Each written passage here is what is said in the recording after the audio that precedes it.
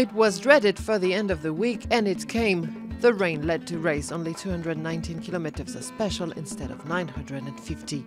However, it was enough to see many changes in the trucks and quads classifications, with 2 new leaders at the eve of week 2.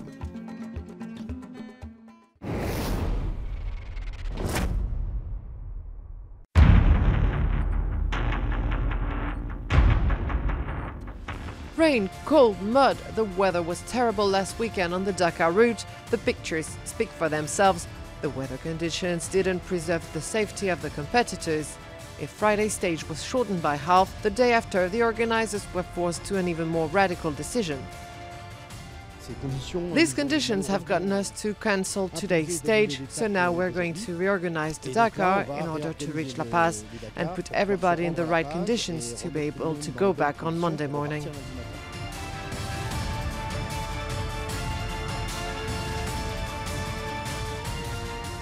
And this Monday, GERARD De Rooy will be the first to hit the road in the trucks. Over the only time section of the last 72 hours, the Dutchman has taken a second consecutive stage success. His IVECO left all the KAMAZ armada in his back, 10 minutes adrift.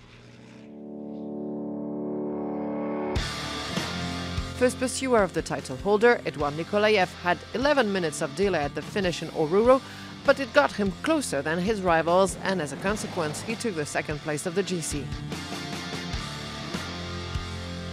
His compatriot and teammate Mardiev bounced back after his poor start to the rally. The 2015 winner reached the podium for the second stage in a row, and at the GC it led him to the 4th place.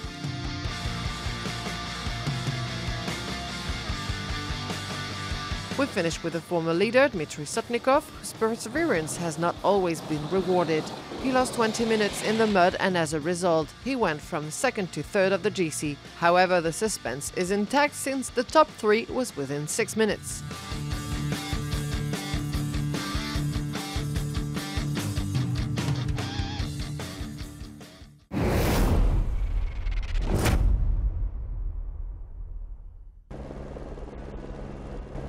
On to 2003, and in the 5th stage between Tupiza and Alborma, Russian Vladimir Shagin, the defending champion in the trucks, takes over the race lead from the De Rooy dynasty. It's father Jan and son Gerard who is still racing to this day. Well, 2 days later, Jan De Rooy and Shagin suffer mechanical problems, handing De Rooy Jr. the race lead. The gap between Shagin and Gerard De Rooy is now just 2 minutes, with De Rooy Sr. well off the pace. But disaster strikes on stage 12. The leader, Gerard De Rooy, is forced to abandon after his DAF is destroyed, jumping over a dune. It's heartbreak for the young Dutchman, but his time will come. Meanwhile, Shagin celebrates his 3rd Dakar title.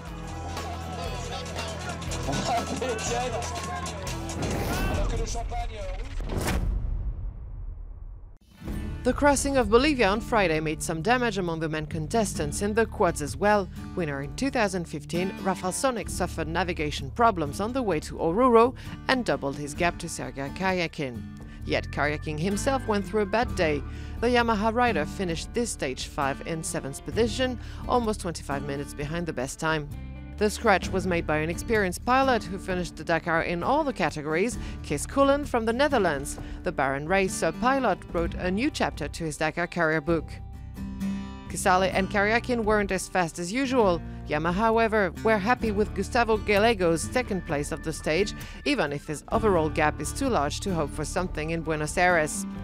Francis Simon VITSE made a strong impression on Friday. The rookie finished 3rd of Friday's stage and took the overall lead. Racing again on Monday after the rest day, VITSE will open the way.